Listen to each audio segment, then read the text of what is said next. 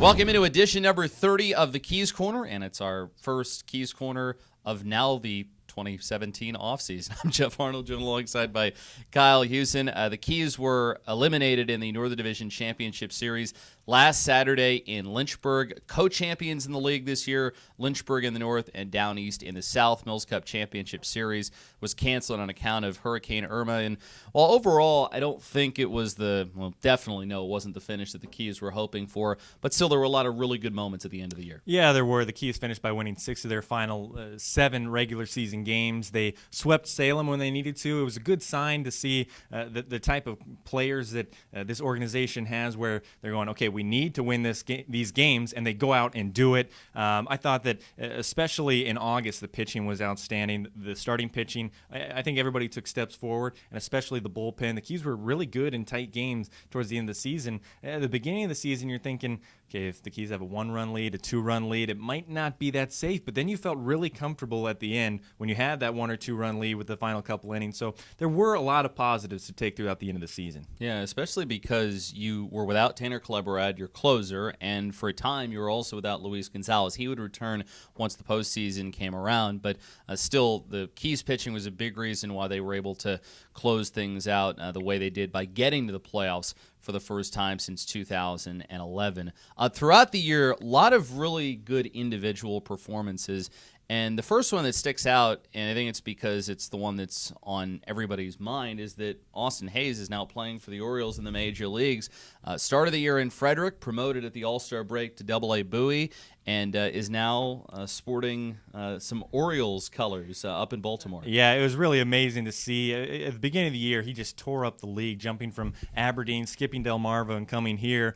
And at the beginning of the year, you saw some rumblings from fans on Twitter going, hey, maybe as a September call-up, you're kind of going, okay, pump the brakes a little bit. He's still in high A. But then when he got promoted to Double-A Bowie, he continued on that same tear. Finished the season between those two levels, 329, 32 home runs, 95 RBIs. Well-deserved of a September call-up. And he said it was an honor to wear those colors. And we were sitting in Lynchburg when the Orioles were on TV, and a lot of the players for the Keys were watching him as he got his first major league start against the Indians, and their eyes were glued to the TV. It just shows the type of person that Austin is. I remember I was in the training room actually with a couple of members of the Keys when he had his first major league at bat against the Yankees, and everybody is saying he looks like himself. He doesn't look nervous. He just went about his business, and so it's been really cool to see Austin Hayes appear in a big league uniform. Adimar Rafaela was the standout player if you take the entire season into account.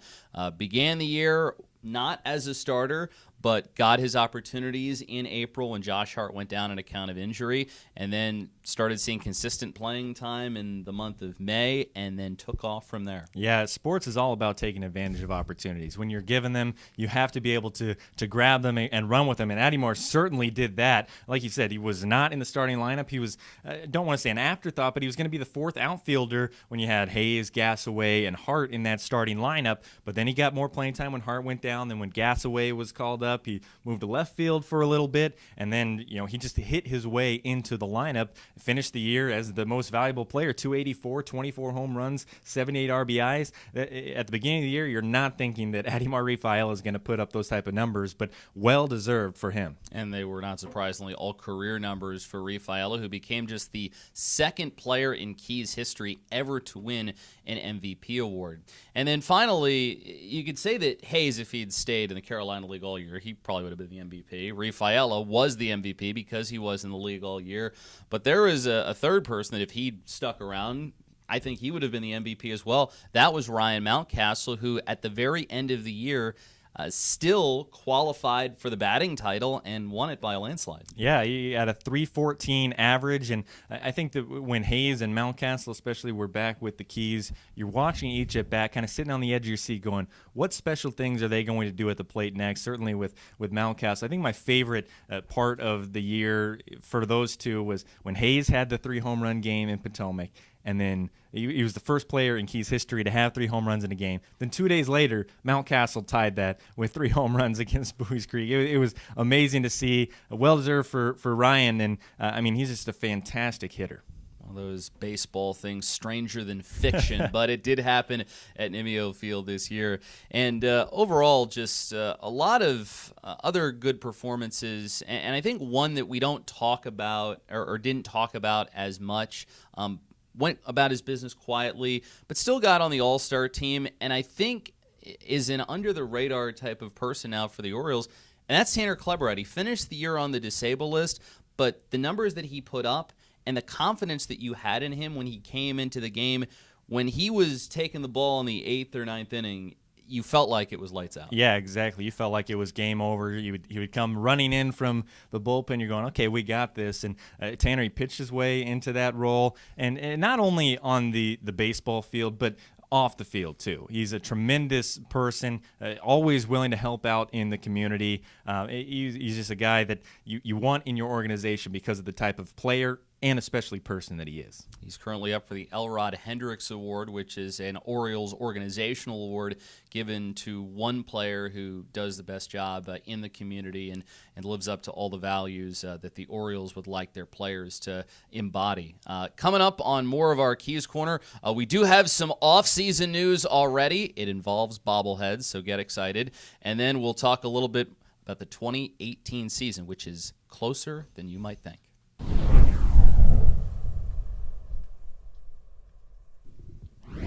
Back on the Keys Corner, Jeff Arnold, Kyle Houston with you. We have off-season news already, and it's actually news that we had during the season, but it's carrying over into the off-season. And we've heard all the calls, all the emails, all the tweets. We've seen it all. But now we can officially tell you. So you might want to buckle in here, okay? All right. You sure you can handle this? I think so. Yeah. Okay. The Spider Manny Machado bobbleheads are here. Yes. They are here. All right. And they look awesthem, too. I mean, it was well worth the wait. I know that there was some frustrations. There was some frustrations within the office about, them not getting here. But when they get into customs, there's nothing you can do about it. That's the federal government. Yeah, you don't want to mess around with those guys. No, we don't want to mess around with them. But we got the Spider-Man-y bobbleheads. They look awesome. So if you have one of the vouchers from July, bring them into the office to claim your bobbleheads. And also on our Facebook page, we've posted some extended hours, for those that work 9 to 5 or maybe live a far way away. You can come in on Saturday. We'll have a few hours on Saturday. They're just all listed on our Facebook page. So make sure that you check that out. But well worth the wait, and they look awesome. Yes, they really do. We also wanted to get your help and your opinions in terms of things that you all want to see next year. Most people wonder, what do you do during the off season? Well, it's preparing for the next season and preparations for 2018, which will be the 30th anniversary of the Keys, by the way, is next season. And our preparations are already underway. So we'll be posting something on social media where we will ask for your input. So talk about things that you like, talk about things maybe you want to see changed or that you want to see. Give us your thoughts and opinions, and then we can look into them and hopefully implement a couple for next year. Yeah, I thought we had a great promotional schedule this year. Very good. So it's going to be hard to top it next year, but we're always looking to top it. So if you have ideas, like you said, send them in our way on our social media pages, email, whatever you want. But, I think it's good to get the fans' input on what they want. Yes, and make sure you're following us all off-season on social media. May not have quite as much traffic as we do during the year, during the regular season, but still plenty of stuff going on. We're preparing for next year, out and about in the community. So you can follow us on Facebook, on Twitter, on Instagram, Snapchat. You can follow him at K_Hughes. I am at Jeff on the air. DeForest, do you want to yell out your Twitter handle, and hopefully the microphone can pick you up? At Leaping Crabtree. That's at Leaping Crabtree. He understands it. Nobody else does. And finally, before we say so long, wanted to thank all you for coming out during the 2017 baseball season. Once again, the Keys led the Carolina League in average attendance. Really great to see some of the big crowds that we had out this year. It was a lot more of a rainy year than we have had in the past, as we can discuss all the doubleheaders that we played. Oh, yeah. But the support that everyone in the community, both near and far, showed towards the Keys and coming out for some of the great theme nights and promotions and causes. Thanks so much, and we look forward to seeing you in 2018.